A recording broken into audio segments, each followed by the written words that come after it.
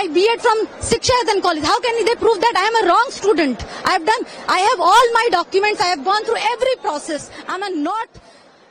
अभी जो आपने सुना वो सिर्फ एक स्टूडेंट की सैड स्टोरी है जिन्हें की सुप्रीम कोर्ट के ऑर्डर के बाद एक बड़ा झटका लगा है। Hello viewers and welcome back to law Chakra, जहां हम आपको एक ऐसे केस की स्टोरी सुनाएंगे जिसमें जुडिशरी पॉलिटिकल एंगल के अलावा कॉमन मैन की न्याय की उम्मीद कम होते हुए दिखी है और शायद जुडिशरी की इज्जत भी। 25,752 टीचर्स की नौकरियां चली गई, सुप्रीम कोर्ट का हिस्टोरिक डिसीजन। और बंगाल की सीएम ममता बनर्जी ने कहा, मैं जेल जाऊंगी लेकिन चुप नहीं बैठूंगी। क्या ये जुडिशरी का अपमान है या एक इलेक्टेड सीएम का इमोशनल रिएक्शन? और बीजेपी एमपी ने सीजीआई संजीव खन्ना को डायरेक्ट लेटर लिखते हुए क्या मांग की है और क्या सीएम ममता के खिलाफ कंटेम्प्ट एक्शन लिया जा सकता है या नहीं, हम देखेंगे। पर सबसे मेन स्टोरी जो हम इस वीडियो में देखेंगे वो है सुप्रीम कोर्ट में सीजीआई संजीव खन्ना का शॉकिंग ऑर्डर जो उन्होंने आज दिया है in regard with this WBSSC recruitment case. Supreme court में सीजीआई संजीव खन्ना और जस्टिस संजय कुमार की बेंच ने 3 अप्रैल को कंफर्म किया था कि 2016 के WBSSC टीचर रिक्रूटमेंट में स्कैम हुआ था और इसलिए 25,752 नौकरियां कैंसिल हो गई।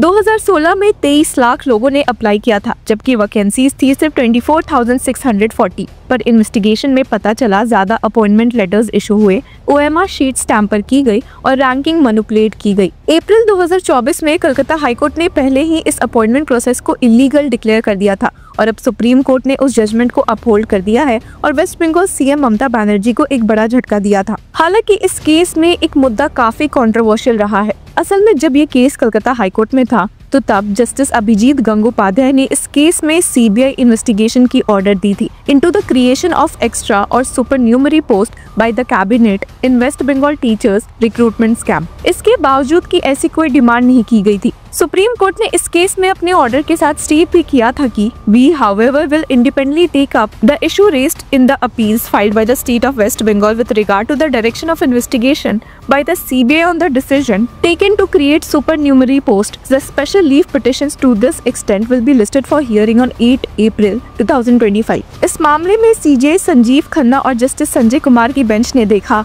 कि it is agreed that in the writ petition there was no clear request challenging the cabinet decision which led to the West Bengal government's order dated 19 May 2022 approved by the governor. Also there was no request to have that order investigated by the police bureau or the CBI. और साथ ही एक official government note from 5 May 2022 को refer करते हुए CGI ने कहा कि government ने अपने लीगल पावर्स यूज करके ये पोस्ट क्रिएट की थी और साथ ही ये भी कहा कि इंडियन कॉन्स्टिट्यूशन के तहत कोर्ट्स को ये पावर ही नहीं मिली है to question whether the governor acted on the advice of the cabinet और व्हाट एडवाइस वाज गिवन। जिसके बाद सीजीआई संजीव खन्ना ने अपना शॉकिंग ऑर्डर पास किया और कहा, We believe that the High Court was wrong to ask the CBI to investigate the issue of creating supernumerary posts based on the Cabinet's decision. We note that Article 74 and 163 subsection 3 of the Constitution clearly say that courts cannot question whether the governor acted on the advice of the Council of Ministers or what advice was given. So the High Court's order is set aside.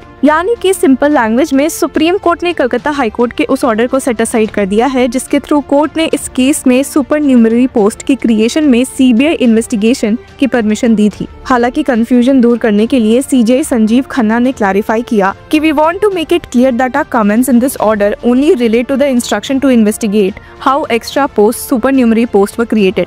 These comments do not affect or apply to the CBI's investigation or charge sheets filed on other matters. अब supreme court के 3 अप्रैल के order की बात करें जिसके through उन्होंने सारे teachers recruitment को कैंसिल कर दिया था, उस पर बंगाल की सीएम ममता बनर्जी ने मीडिया के सामने जुडिशरी पर कुछ तीखे सवाल उठाए थे और स्पेशली उनके जजेस पर। उन्होंने कहा था कि जज जिसने पहले ऑर्डर दिया था आज बीजेपी एमपी बन चुका है। क्या ये कॉन्स्पिरेसी नहीं है? बीजेपी और सीपीएम मिलकर बंगाल के एजुकेशन सिस्टम को निशाना बना रही है। यहाँ पर जस्टिस गंगोपाध्याय की बात हो रही है जिन्होंने इस केस में सीबीआई इन्वेस्टिगेशन का ऑर्डर दिया था, इसके बावजूद कि उनसे ऐसी डिमांड नहीं की गई थी और इसी मामले में सीजीआई खन्ना ने फैसला सुना दिया है। हालांकि इसके साथ ही सीएम ममता बनर्जी ने जुडिशरी पर एक और बॉम्ब ड्रॉप किया था। उन्होंने कहा कि If you recover money from a sitting judge's home, he is only transferred. Then why were these candidates not transferred? ये कैसी न्याय की व्यवस्था है? ये बात सिर्फ बंगाल पॉलिटिक्स नहीं बल्कि जुडिशरी के इंटीग्रिटी पर भी सवाल उठाती है। सीएम ने ओपनली सुप्रीम कोर्ट के इंटेंट पर भी सवाल उठाए थे। उनका कहना था कि हम रिव्यू पिटिशन फाइल करेंगे, ये डिसीजन फाइनल नहीं है। इसी डेवलपमेंट के बाद बीजेपी के एमपी ज्योतिर्मय सिंह महातो ने चीफ जस्टिस संजीव खन्ना को एक स्ट्रॉन्गली वर्डेड लेटर लिखा है। उनका कहना था कि ये इशू पॉलिटिकल नहीं कॉन्स्टिट्यूशनल है। सीएम ने पब्लिक प्लेटफॉर्म पर सुप्रीम कोर्ट के नियत पर सवाल उठाए, जुडिशरी को क्रिटिसाइज किया। ये पब्लिक कॉन्फिडेंस को डैमेज करता है। उन्होंने सीएम ममता पर यह भी इल्जाम लगाया कि स्कैम उनकी सरकार के अंडर हुआ और अब वो कोर्ट के डिसीजन को अंडरमाइन कर रही है। महातो ने डिमांड किया कि सीएम के स्टेटमेंट्स को रिकॉर्ड पे लिया जाए, स्टेट रिसोर्सेज का मिसयूज इन्वेस्टिगेट हो, पॉलिटिकल पावर के प्रोटेक्शन में जो कंटेम्प्ट हुआ उस पर लीगल एक्शन हो। अब ये सवाल इम्पोर्टेंट है कि क्या एक इलेक्टेड चीफ मिनिस्टर का सुप्रीम कोर्ट के खिलाफ बोलना कंटेम्प्ट ऑफ कोर्ट के अंदर आता है? कॉन्स्टिट्यूशन के आर्टिकल 19 के तहत फ्रीडम ऑफ स्पीच जरूर प्रोटेक्टेड है, पर जब ये स्पीच जुडिशरी के इंडिपेंडेंस पर असर डाले तब लाइन क्रॉस होती है। महातो का कहना है कि ममता बनर्जी का रिएक्शन जुडिशियल अनार्की को इनकरेज करता है। सुप्रीम कोर्ट ने इस स्कैम पर डिसीजन दिया, पर अगर राजनीति ही उसका पब्लिक अपोजिशन करे तो सिस्टम की लेजिटिमेसी पर सवाल उठते हैं। लेकिन दूसरी तरफ लोगों का मानना है कि सीएम ममता बनर्जी ने किसी जज को पर्सनली टारगेट नहीं किया,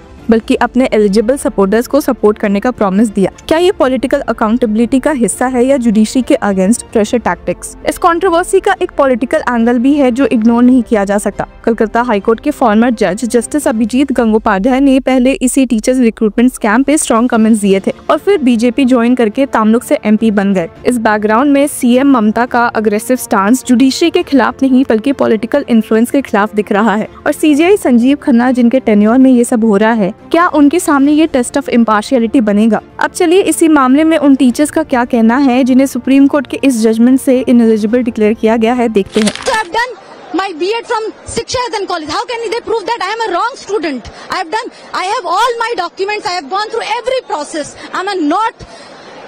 मैं अयोग्य स्टूडेंट नहीं हूँ। आई एम अयोग्य। सरकार मेरे को प्रूव करे कि मैं रॉन्ग हूँ, तब मेरा जॉब ले जाए तो मैं सामने से जॉब दूंगी। लेकिन अब मेरे को गलत एक ठप्पा, एक कलंक दे करके मेरे को बोला जा रहा है कि अयोग्य और तुम जाओ, हमें प्रूव करो। मेरे पास सारा दस्तावेज, हमने किसी को कोई पैसे, कोई घूस नहीं दिया है। हर चीज से हम गुजरे हैं, मेडिकल वेरिफिकेशन, पुलिस वेरिफिकेशन, जो भी चीज था हम हर प्रोसेस से गुजरे हैं। उसके बाद भी हमें अयोग्य क्यों बोला जा रहा है? क्यों आज भी हमें कोई आश्वासन नहीं दिया गया, लॉलीपॉप दिया जा। हालांकि अब इस मामले में कांग्रेस लीडर राहुल गांधी ने प्रेसिडेंट डॉक्टर द्रौपदी मुर्मू को लेटर लिखते हुए कहा है कि जिन टीचर्स ने फेयरली एग्जाम देकर ये पोस्ट हासिल किए थे उन्हें अनटेंटेड कैंडिडेट से अलग रखा जाए और ना कि उनकी भी जॉब टर्मिनेट कर दी जाए। तो व्यूअर्स, ये सिर्फ एक स्कैम का इशू नहीं, ये देश के डेमोक्रेटिक स्ट्रक्चर, एग्जीक्यूटिव और जुडिशरी के बैलेंस का भी टेस्ट बन गया है। पर आपको क्या लगता है, क्या सीएम ममता बनर्जी का स्टैंड एक इमोशनल पॉलिटिकल रिस्पॉन्स था या डेलिब्रेट जुडिशियल अंडरमाइनिंग? क्या सीजीआई खन्ना को सू मोटो एक्शन लेना चाहिए उनके स्टेटमेंट्स पर? और क्या सीजीआई संजीव खन्ना के इस लेटेस्ट ऑर्डर से